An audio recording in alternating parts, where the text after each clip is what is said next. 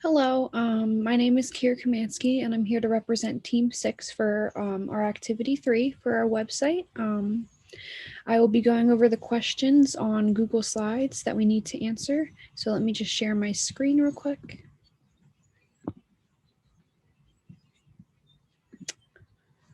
All right. So this is our flipped classroom presentation. What is a flipped classroom?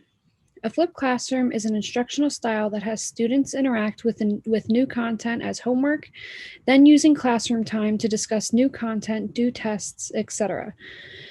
A flipped classroom turns classroom time into a more individualized experience, and also learners move at their own pace or in small groups to apply their knowledge in hands-on ways. How does a flipped classroom lesson differ from a traditional classroom lesson? A flipped classroom differs from a normal classroom because instead of the teacher lecturing to the class, the teacher instead for homework has the students learn the lesson essentially.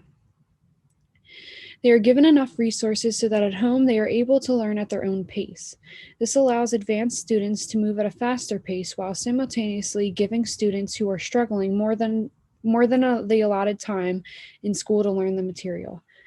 In a numerical sense, content in a normal classroom is 90% spent on delivering the content, while 10% is geared towards application, which in a flipped classroom, the numbers are reversed.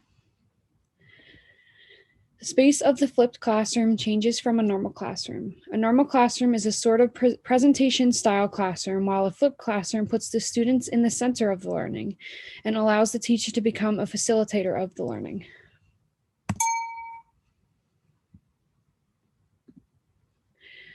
When using videos in a flipped lesson, how should the videos be?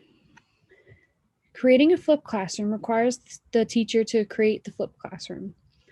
Students will be much more successful if they are taught how the flipped classroom works. The students need access to the content for the flipped classroom, and the videos within the content should be about 1 to 1.5 minutes long per grade level.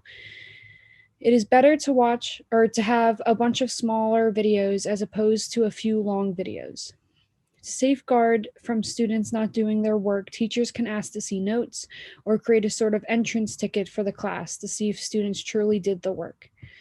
The most important part of the flipped classroom is to hold students accountable. And you have the students like watch the videos in class if they missed it, while other students are on the harder content.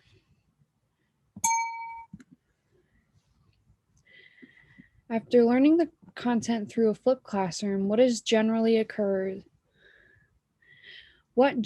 occurs next to the face-to-face classroom? Flipped classrooms can be used in any subject. It is most recommended to be used when students are struggling with content.